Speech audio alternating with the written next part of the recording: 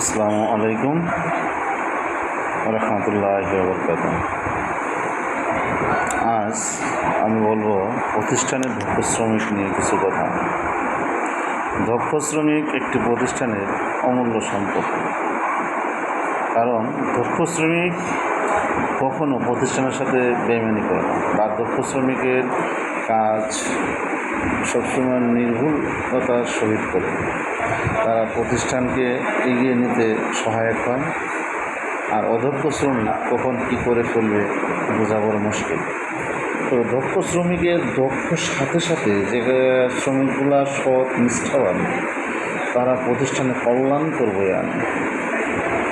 যেমন তাই micro credit সেকশনেই, micro credit অথবা মাইক্রো ফিন্যান্সে একজন দক্ষ শ্রমিক দক্ষ হলেই হবে না, শুধু তাকে হতে হবে সৎ নিষ্ঠাবান এবং প্রতিষ্ঠানের প্রতি কৃতজ্ঞতাবোধ স্বীকার করে।